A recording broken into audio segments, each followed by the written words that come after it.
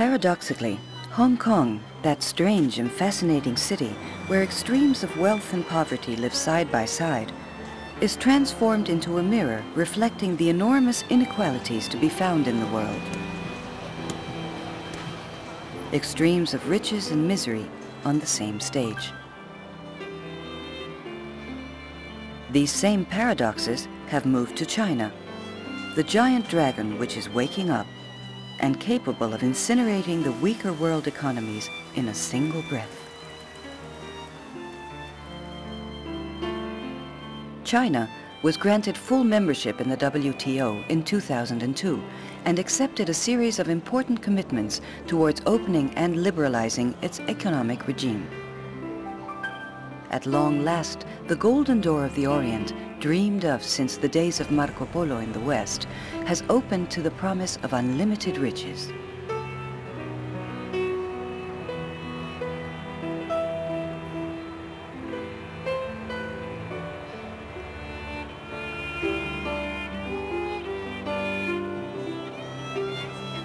But reality has proven to be otherwise, and products from China are flooding world markets and causing serious damage to many industrial sectors and countries on the receiving end. In the eye of the hurricane is the status of industrial labor, approaching the slave labor conditions of millions of Chinese workers, many of whom were farmers who emigrated to the cities.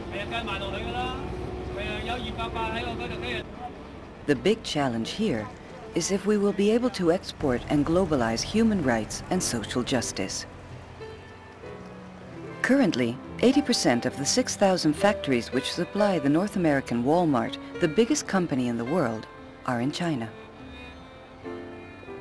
The 8th of February 2004 edition of the Washington Post states that while capital roams the world looking for cheaper and more flexible labor, and while poor countries rely on multinationals to provide jobs and open export markets, Walmart and China have formed an extreme version of a risk capital joint venture.